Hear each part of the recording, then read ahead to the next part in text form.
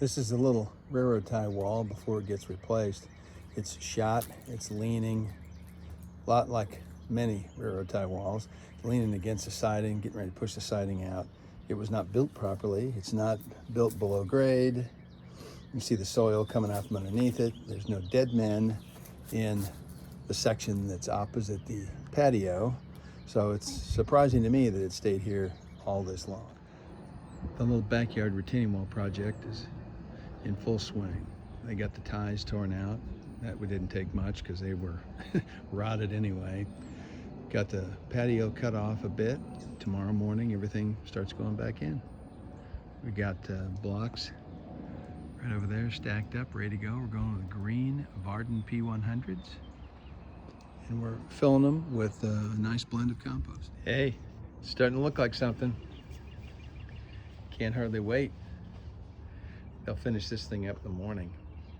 And I'll plant this one up with sedum, and I'm gonna plant the other one with strawberries and create a little Garden of Eden back here. You know, I have to take note of the fact that this is a tiny yard with very limited access to the backyard, only from one spot on the driveway. So we could have never gotten several pallets of concrete retaining wall blocks and bigger equipment in here. But because the block is light, and because they stack and nest, look at all that inventory. Everything can get in here. It's easy to handle, easy to move around. It makes projects like this possible.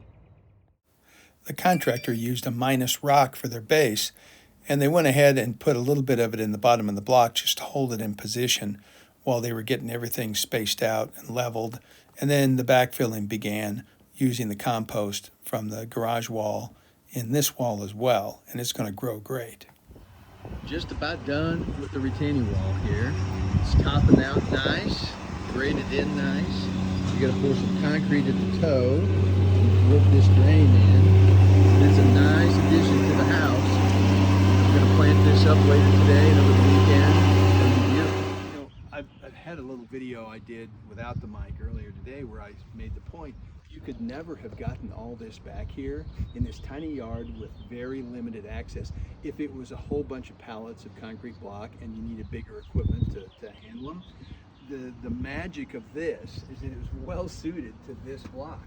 You know, this is our plastic retaining wall system, and it's, you know, highly rigid and skeletonized here to take the weight out, but it also is very strong and engineered. And I've got other videos you'll see on the channel where I talk about this. But you see, it doesn't weigh anything, you know. With these side rails that we put in, it weighs a total of 3 pounds. And once you put the side rails in, now it builds just like my former concrete blocks, and you can bear a nice load, build walls up to 5 feet tall, turn corners, and each one of these covers 1 square foot. So it's super efficient. This wall tops out. There's 8 courses here, so that's 4 feet high. So we're within its range, and we're not really holding up much. But this is going to be gorgeous when it's grown over with plants, and it's just totally made possible by highly stackable, shippable, really efficient plastic retaining wall module.